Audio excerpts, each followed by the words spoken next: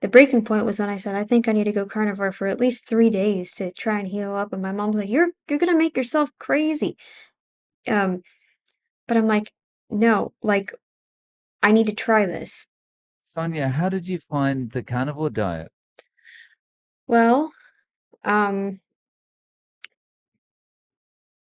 I had especially when I reached my teenage years, I was really struggling a lot with my energy and um I even before that I had gut issues, so I thought maybe it's all related somehow. So I went to um first started with going to, the doctor and trying to get all this information.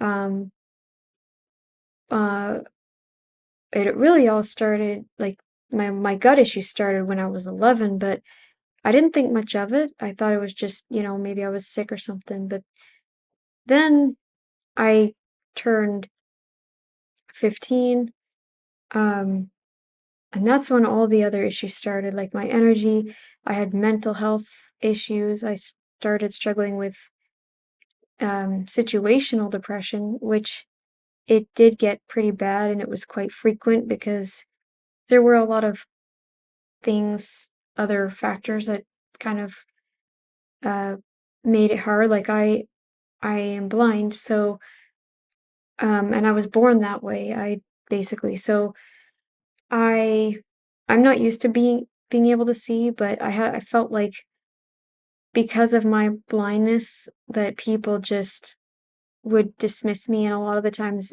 it felt that way even with my parents because um when I was especially when I was a teenager, I had started really developing issues with panic attacks and even like um after I'd get viruses, I'd get some stuff that would linger. Like it was usually a cold when it would happen. I get after the cold, I'd get an infection, and then it lasted only a little, like a few days, and then it would go away. But then there was one point where I caught a cold, and the infection part never went away, and that's where all of my issues started with that. And my parents were just, "It's just allergies. It's just allergies. You're fine." So on top of that, I did have tiredness, but I thought, okay, the tiredness is probably just my infection. So it took almost 2 years before I finally got my doctor to, you know, get me on the right track. He finally took a look and he said, "You have an infection and it's kind of in your throat a bit too." Because I like to sing in my spare time and I had some problems with my singing too.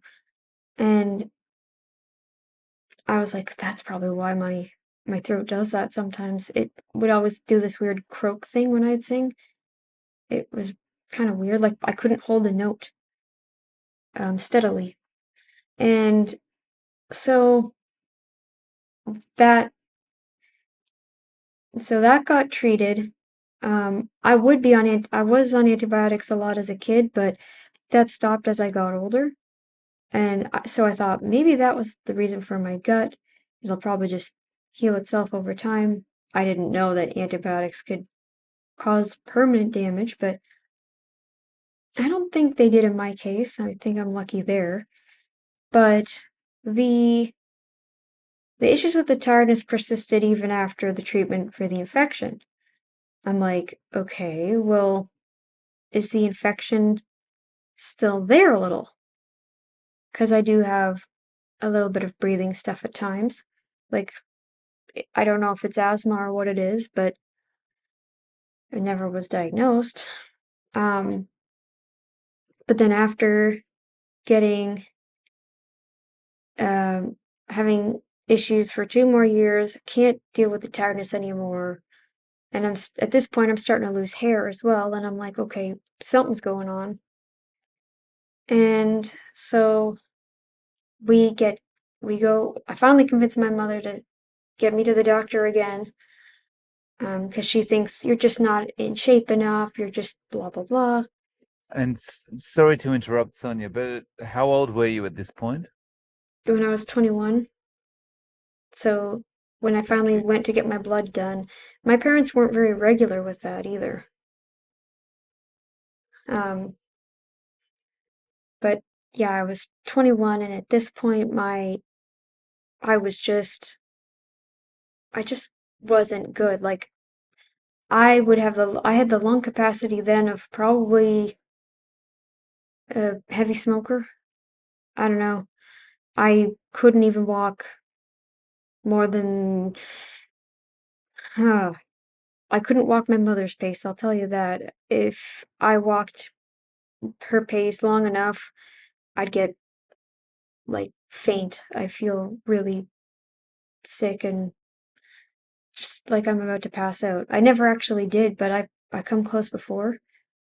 Um, so by 21 years old, I'm finally at the doctor getting my blood checked, and at this point I had a pretty decent doctor, I think, because they asked me when they found out I was really low in iron if I ate red meat, and I said I do.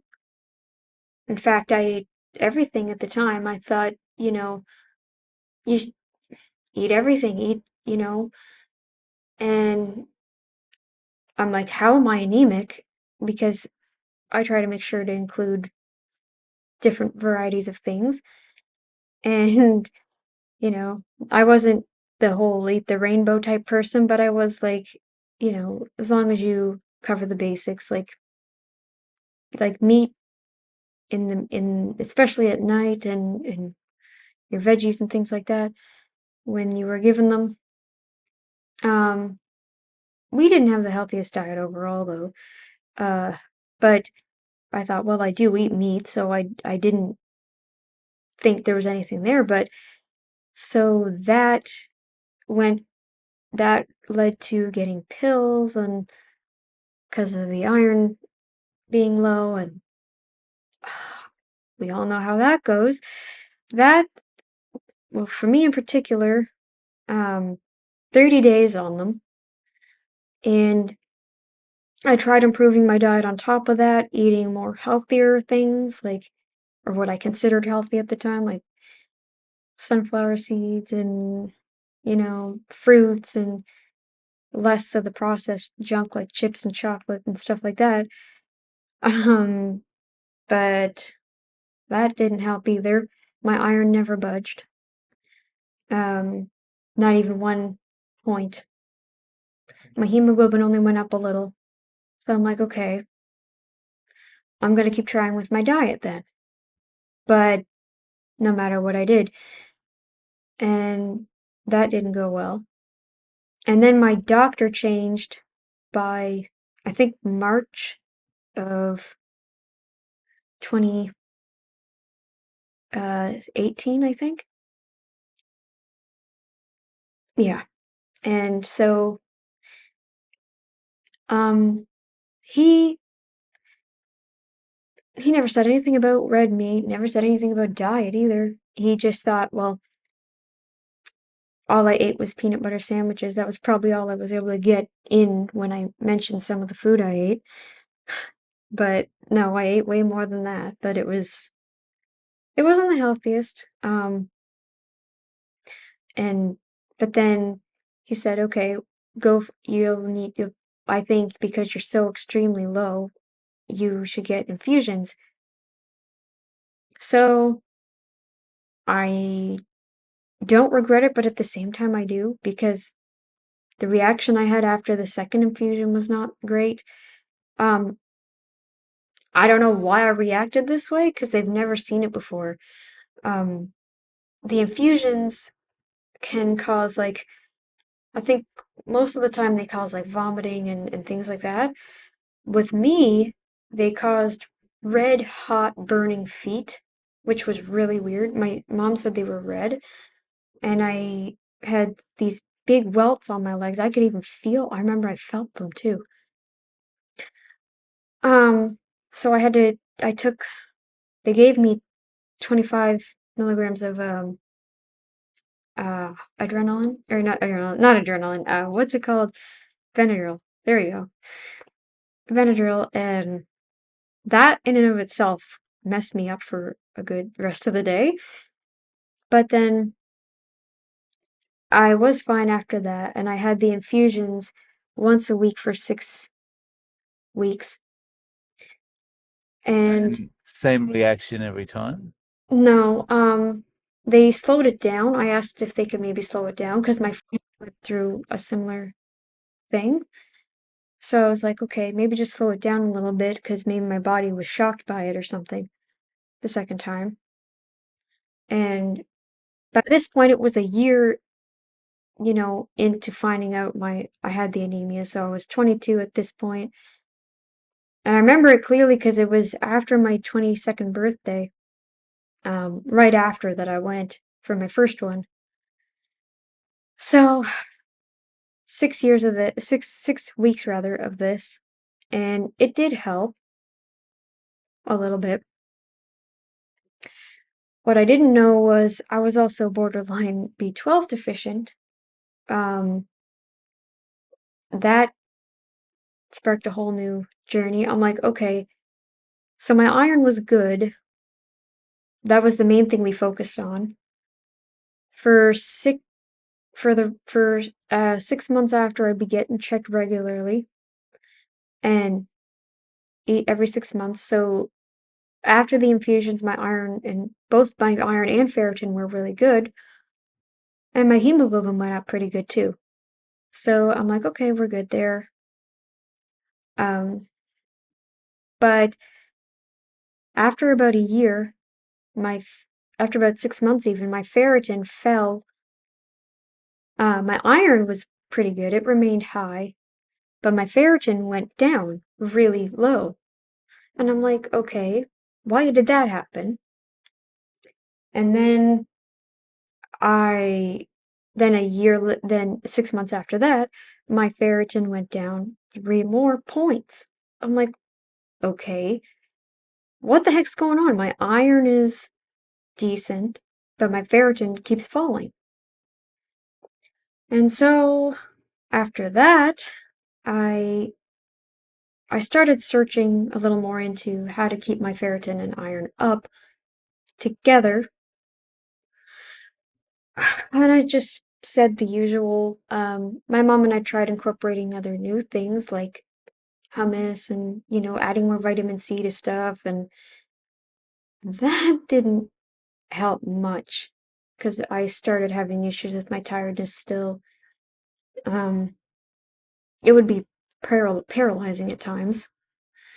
And so I'm like, okay, my ferritin keeps falling, so there's something I'm doing wrong. Um, I don't know what I searched to find him, to get him in my recommendations, but I ended up finding Dr. Barry. And he said, like, the first video that popped up was just simply, if you take this one drug, you need this supplement. Or this, if you take this drug, you need this one supplement, or something like that. And I said, okay. I watched it because my friend takes that drug apparently. I was like, what drug is this? And so I sent that particular video to my friend's mom because my friend has a little bit of developmental delay, so I thought maybe sending it to her mom first would help with her, relaying the information to her better. So I'm like, okay. So, but then I kept getting suggestions from Dr. Barry and kept getting suggestions. And then I'm finding keto, keto. He keeps saying keto. I'm like, but isn't that a weight loss diet? I'm already really thin as it is. I don't need to lose any weight. That's the other weird thing. I never gained weight eating the way I was eating. Um, I in fact was very malnourished at the time and didn't even know. Like to the point if I hadn't gone keto when I did, and that took 2 years after trying to figure out my whole ferritin issue. So I was 23 at that point, and I'm like, I don't need to lose weight. I he he was kind of doing something similar to what the vegan doctors do, but he had a different approach, one that seemed more persuasive. Um, I'm like, okay, anyone can do keto, and he said he kept saying, well, think about 150,000 years ago, 250,000 years ago. What were we doing? What would we eat?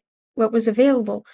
And I'm like, he makes a good point there, but we also had points where we couldn't eat, and we'd probably be malnourished, you know?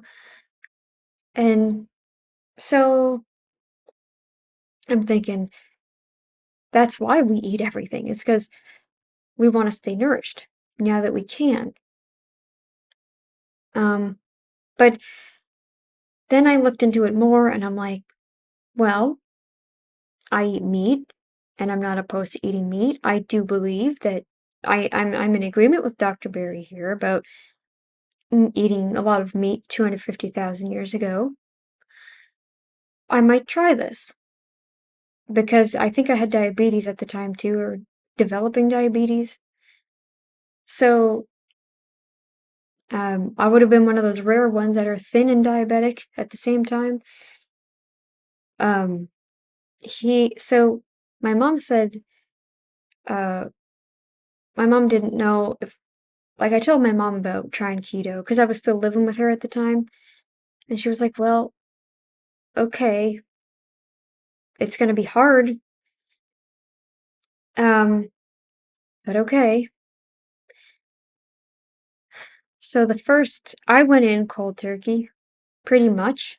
I did use a few things to transition, but I did go in cold turkey, basically. Um, I remember the day clearly. It was October 29th, 2019. 2 days before Halloween, I'm like, screw it. I'm gonna go keto. I don't care. So I'm going all in, trying doing the eggs, the cheese, the meats.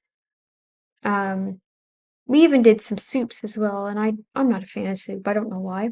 I did the bone broth sometimes, and I I really okay.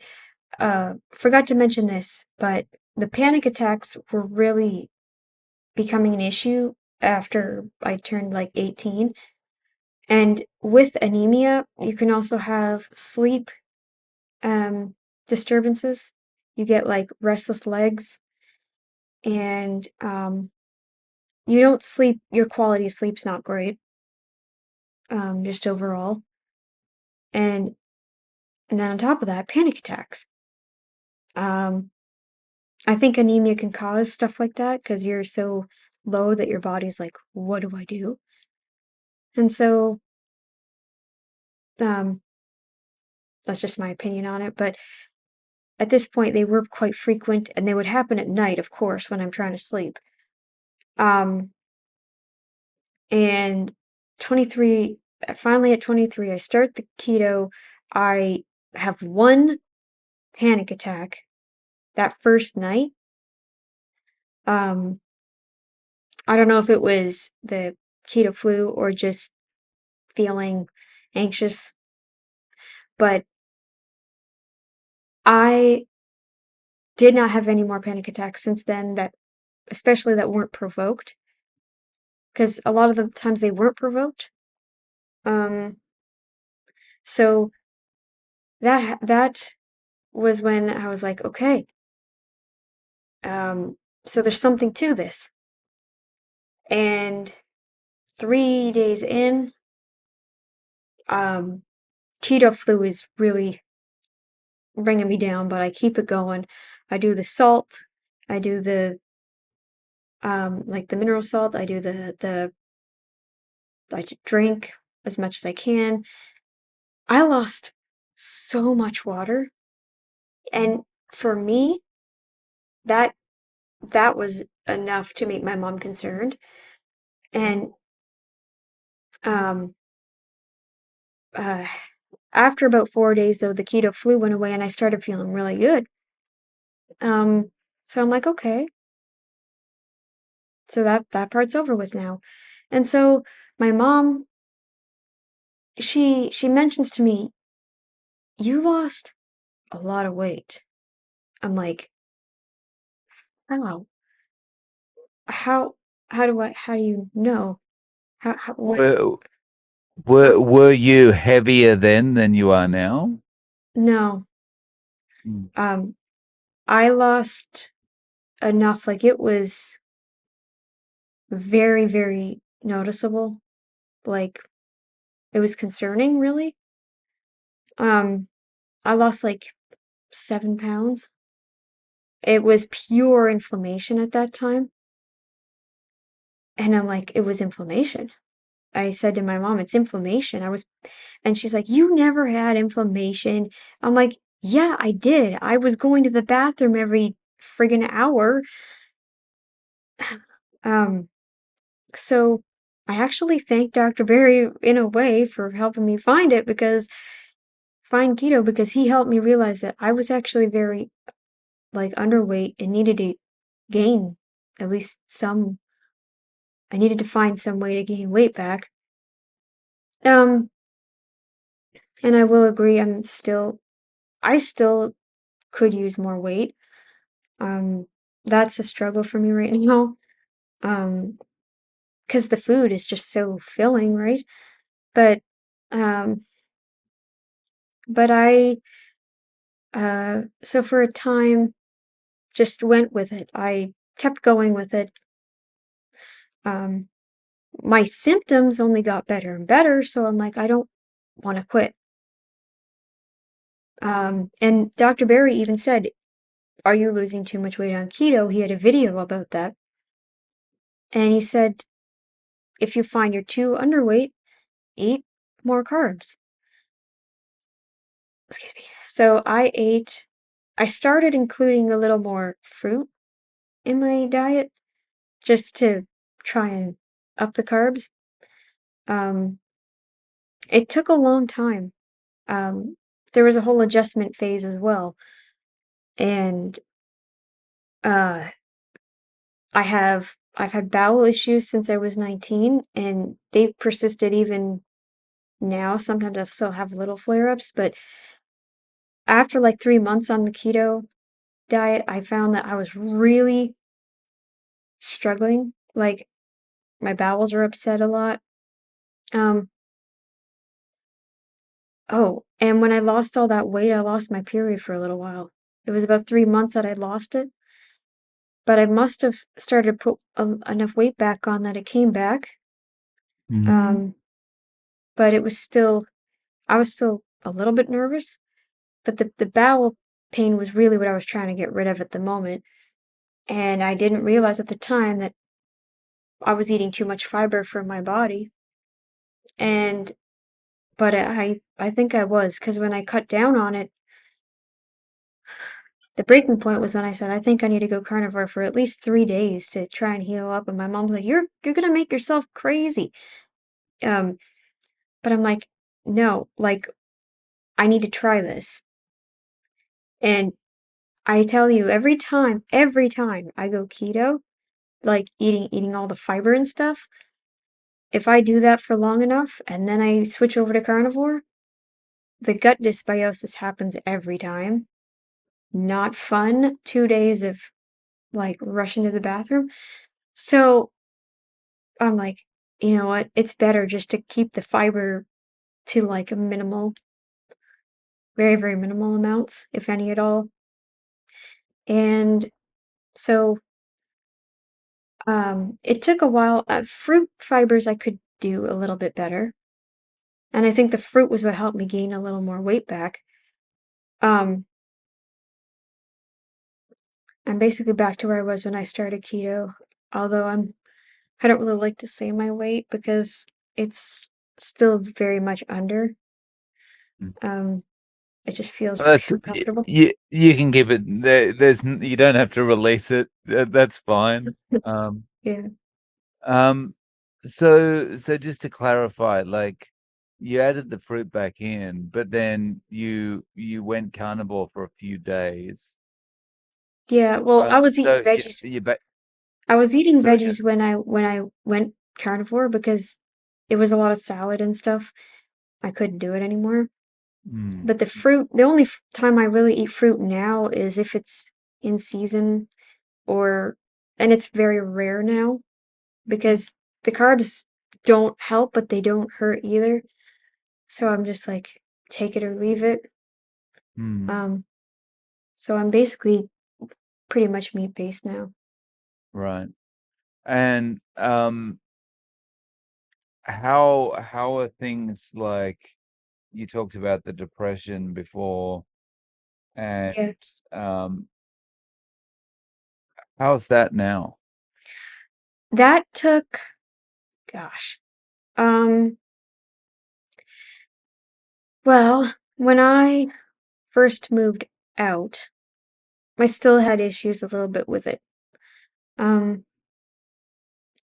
I don't know if it was the stresses that I was going through that made it that hard, but um, I still and it was still situational very much, but it was only about a year or so after I moved out.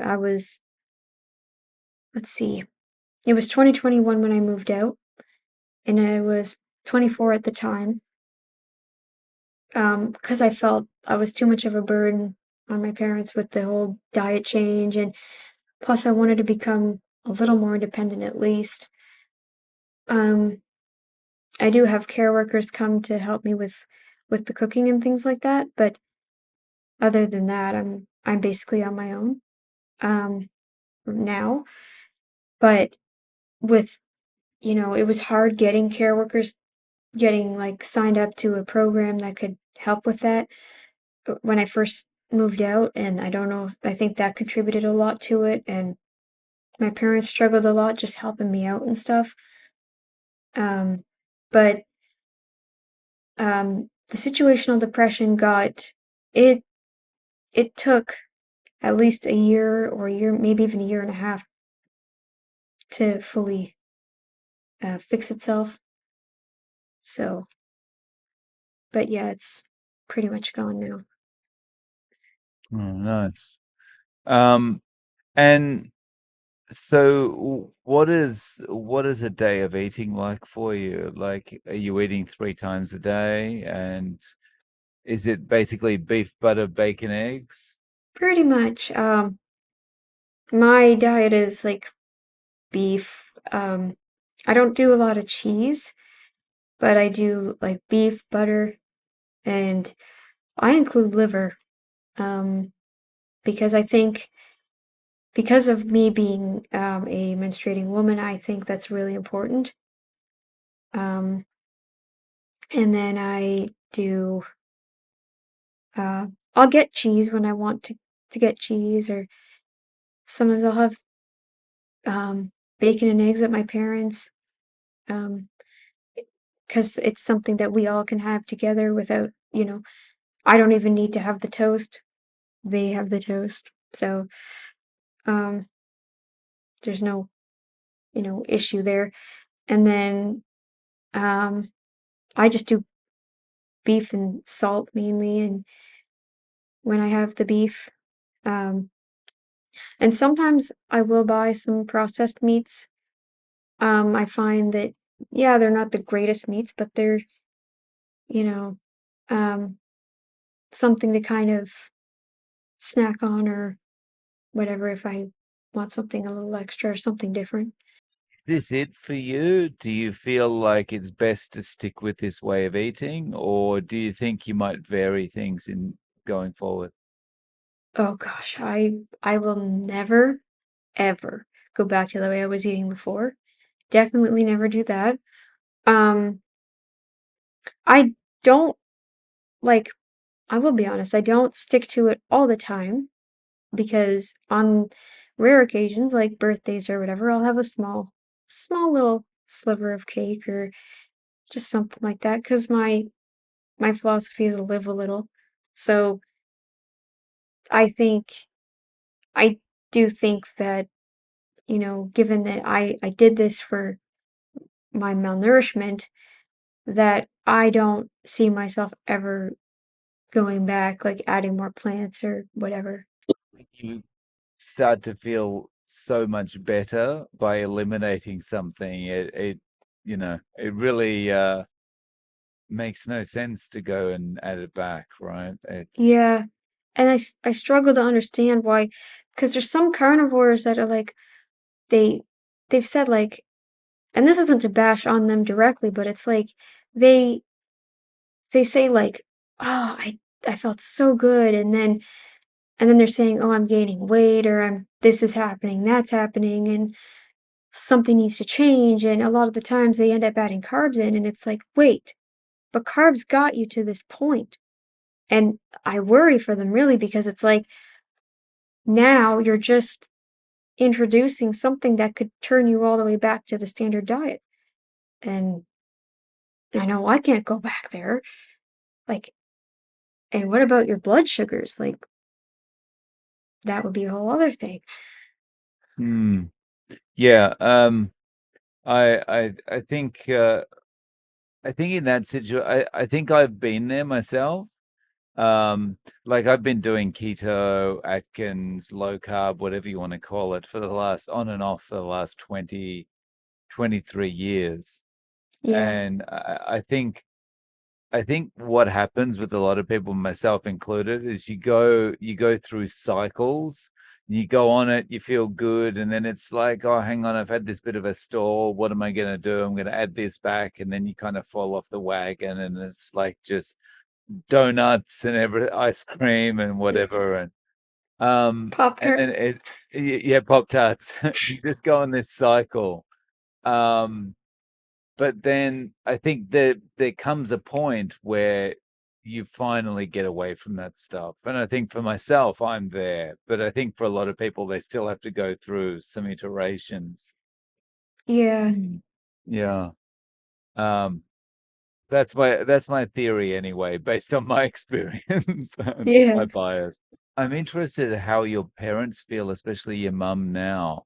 So she was very worried about you at first because you lost all that weight. How is she now? Like, does she still feel concerned? Because like every time I see you, you're only eating meat and eggs. What's going on?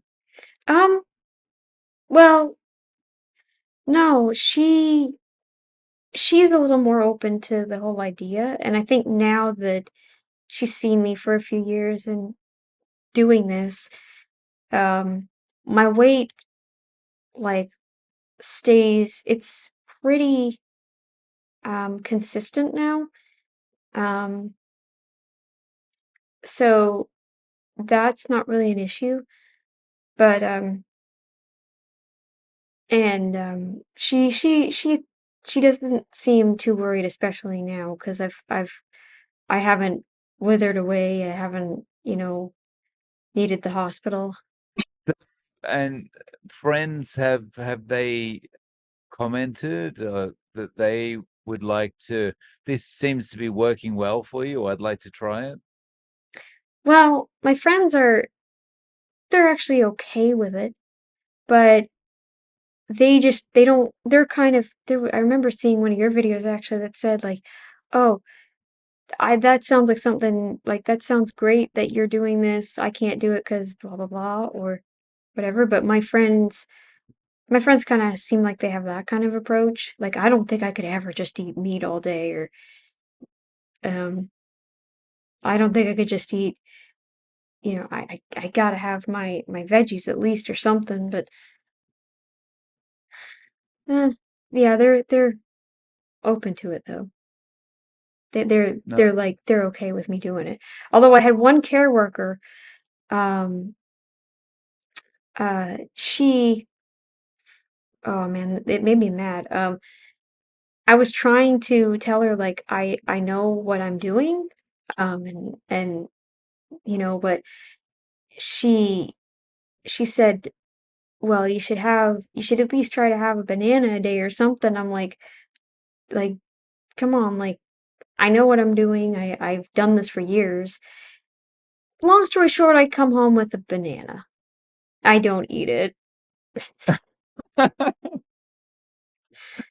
Um, yeah, so yeah.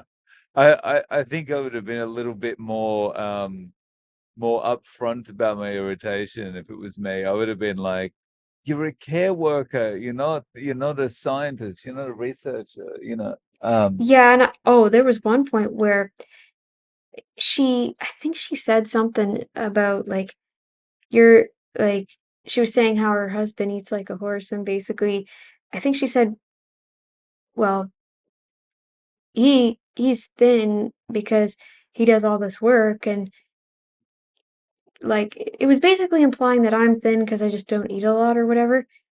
That's kind of what it felt like, and it just like that. Ugh, that really got me.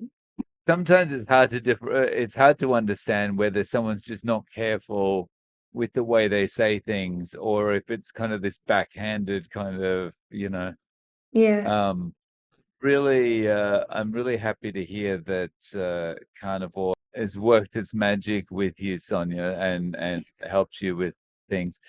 So, do you have any way of reaching you if people want to get in contact? Like, do you have any like social media or anything like that? my channel, um, and maybe some of your subs have seen it. It's Sonya Walker reactions, commentary, and other. I'll link to your channel in the description. Okay. Um, yeah. But Sonja, thank you so much for coming on and sharing your story with us. I really appreciate it. Yeah, thank you.